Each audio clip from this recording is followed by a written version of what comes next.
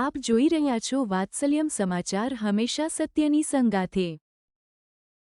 મજૂર દિવસના દિવસે જ મજૂરને ગેરકાયદેસર રીતે છૂટા કરી દેવાતા મજૂર દ્વારા અજુગતું પગલું ભર્યું।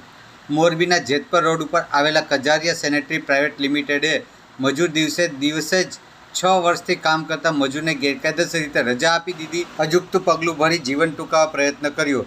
હાલ તેઓ સિવિલ હોસ્પિટલમાં દાખલ છે। આ મજૂર છેલ્લા 6 વર્ષથી કજારિયા સેનેટરી વેર્સ પ્રાઇવેટ લિમિટેડમાં મજૂરી કરી રહ્યા છે, જેને આ દરમિયાન સિલિકોસિસ નામનો ગંભીર રોગ થતાં તેઓને વળતર ન આપવું પડે તે માટે કંપની દ્વારા તેઓને છૂટા કરી દેવાનો કારસ્તાન રચવામાં આવ્યું છે। રિપોર્ટર ધવલ ત્રિવેદી, વાત્સલ્યમ સમાચાર, મોરબી।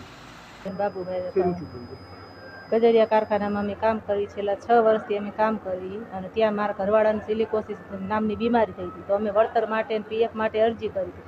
તો તેદું નામના એ લોકો ટોર્ચર કરે છે, ન એવા ધંધા કામ કરાવે છે, હેરાન કરે મારા ઘરવાળાને। અને હાલ મારા ઘરવાળાને રજા આપી દીધી, કામે નીકળી જાઓ, રૂમે ખાલી કરી દે। રૂમ ખાલી નહીં કરો ને તો તમને મારી નાખવામાં આવશે। 1000 જણાને ખલાસ કરી અજયભાઈ કજરિયાના મેનેજર દ્વારા અમને કહેવામાં આવ્યું, એમને ધમકી દેવામાં આવી કે તમે રૂમ ખાલી 1 તારીખે નહીં કરો તો તમને 1000 ખોયા જઈશું। આવું અમને અજયભાઈ ઉપરથી કીધું અને અમે અજયભાઈને ફોન કર્યો તો અજયભાઈએ એમ કીધું કે તમારાથી થાય કરી લો, બાકી રૂમ તો મારી ખાલી કરવી જ પડશે, મારી કંપની હું કરું એમ થાય। મારા ઘરવાળાએ ટેન્શનમાં આવીને પછી રાત્રે ફિનાઇલ પીને પોતાની જીવ ગુમાવવાની કોશિશ કરી। હું રાત્રે અહીંયા હોસ્પિટલમાં લઈને આવી છું। શું માંગણી છે? મારી માંગણી છે કે મને ન્યાય મળે, મને વળતર મળે અને અમને ન્યાય મળે। બાકી બધા અધિકારીઓ જે યુજે રાવત સાહેબ છે, ચૌધરી સાહેબ છે, બધા એની હારે મિલી ભગત છે। અમે અરજી કરવી તો એ બધી કજરિયાવાળા હારે એમને મિટિંગ થઈ જાય, અમારી અરજી પેક થઈ જાય, અમારું કોઈ પણ અમને ન્યાય મળતો જ નથી। બધી જગ્યાએ અમે જઈને આવ્યા, બધા અધિકારી જોડે માંગ કરી, પણ અમને 8 મહિનેથી દોડા અમને ન્યાય નથી આપતા।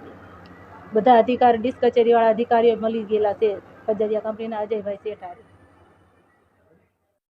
વાત્સલ્યમ સમાચાર, હંમેશા સત્યની સંગાથે। આપ અમને યુટ્યુબ ચેનલ પર જોતા હોવ તો ચેનલને સબસ્ક્રાઈબ કરી બેલ આઇકોન દબાવો અને ફેસબુક પેજ ઉપર જોઈ રહ્યા હોય તો પેજને લાઇક કરો, કોમેન્ટ કરો અને સમાચારને શેર કરો। સમાચાર આપવા માટે સંપર્ક કરો 8732918183।